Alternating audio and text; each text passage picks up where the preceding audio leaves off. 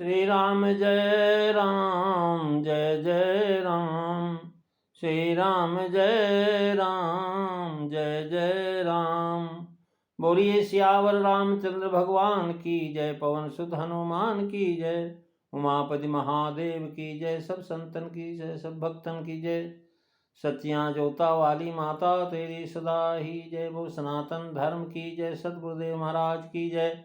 नमो पार्वते पते हर हर महादेव। जय जय सीताराम। आदरणीय विद्वजन, श्रद्धार्थ देवियों एवं विश्वास रूपी कथा श्रोताओं, भगवत सानिध्य में भगवान का चरित्र श्रवण करने के लिए हम लोग उपस्थित हुए हैं। आइए थोड़ी देर भगवान के चरणों में ध्यान लगाते हुए भगवान के कुछ लीला चरित्रों का स्मरण करें। पिछली चर्चा में आप दोहा नंबर 126 की जो है चौथी पांचवी चौपाई को जो है आप श्रवण कर रहे थे। आज हम उससे अगली चर्चा करेंगे। नारद मोह का प्रसंग चल रहा है।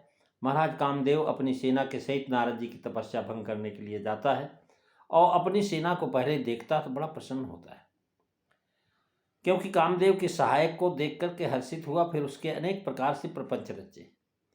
काम के कोई भी कर्तव्य महाराज नारद जी के मन को व्याप्त नहीं हुए। कामदेव पापी अपने कर्म के कारण डर गया। लक्ष्मीपति भगवान जिसके हृदय में निवास करते हैं, जिसके रक्षक हैं, उसकी सीमा को कौन दबा सकता है? अर्थात कोई नहीं। तुलसीदास जी लिखते हैं कि देखी सहाय मदन हर्षाना और कीने सिपुनी प्रपंच विधि नाना। काम कला कछु मुनिहीन व्यापी मन मह डरेऊ मनोभव पापी। सीम की चाप सकई को उतासु बड़ रखवारु रमापति जासु। मंगल भवन अमंगल हारी रवऊ सुदशरथो अजीर बिहारी। श्री राम जय राम जय जय राम। श्री राम जय राम जय जय राम। महाराज इंद्र ने जब कामदेव को बुलाया था तो उसने कहा था मेरे हित के लिए तुम जो है सहायक सहित जो है जाओ। अब यहाँ करके बताते हैं कि सहायक कौन है। 5 अर्धालियों में जिनका वर्णन किया गया वही ये सहायक है, जिन्हें वह साथ लाया था। इनको सहायक इस विचार से कहा कि काम उद्दीपन करने वाले। काम की सेना का वर्णन अरण्य कांड में महाराज विशेष तौर पर आप सुनेंगे। जेह के एक बलम परम बल नारी तेहते ऊपर सुभट सोई भारी। हर्षित हुआ, सब कार्य सफल हुआ, देर नहीं है, सब ठाट बाट ठीक बन गया है। अब नारद जी बच नहीं सकते, शीघ्र हमारे जाल में फंसते। कामासक्त होने ही चाहते हैं।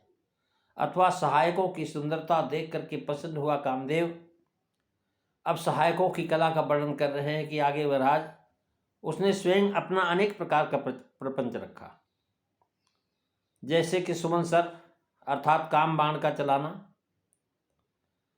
सकल कला कर कोट विद हारे सेन समेत। महाराज जो है इसकी कलाएं हैं मारण मोहन उच्चाटन स्तंभन सम्मोहन। एक खट कला जानता हमारा जिसके पास ऐसे बाण, और बाण भी कैसे हैं? फूल के बाण।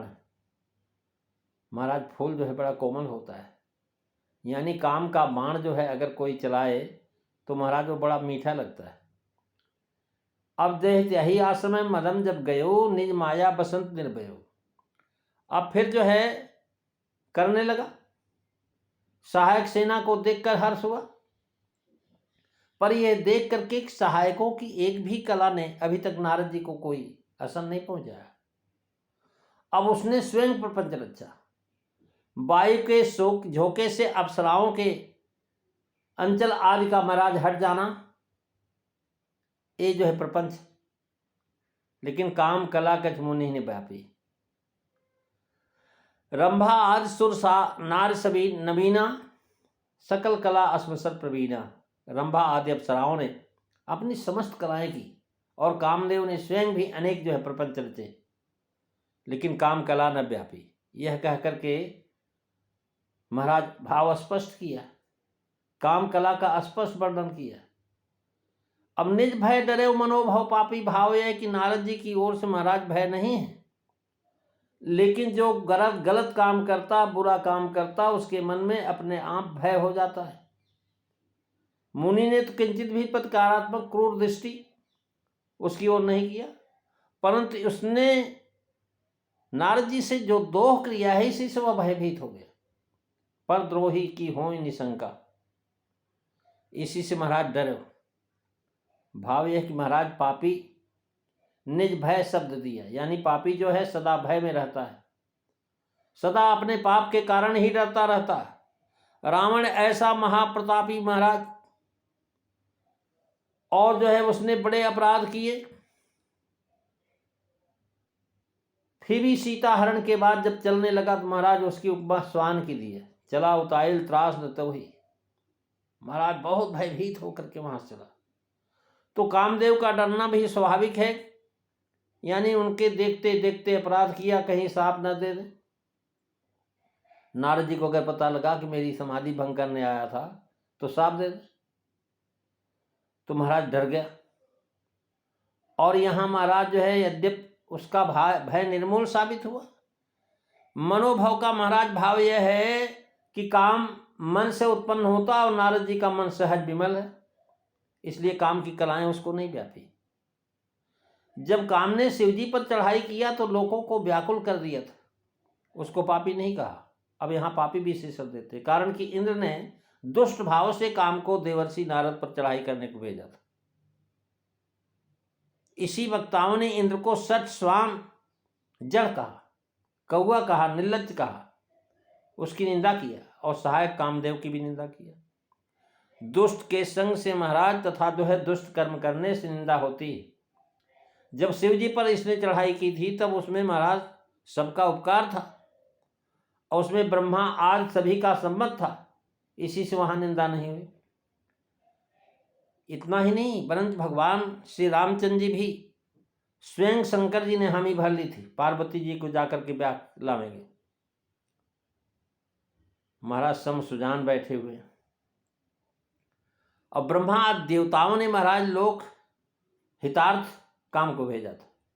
यहां पर परोपकार था, वो महाराज स्वीकार नहीं। परहित लाग तजय जे देहि संतत संत प्रशंसते हैं, यानी दूसरे के हित के लिए जो अपना शरीर त्याग देता है तो उसकी प्रशंसा होती है। ऐसे उच्च और शुद्ध विचार से वह शंकर जी की समाधि छुड़ाने गया था, वहां प्रशंसा का काम था।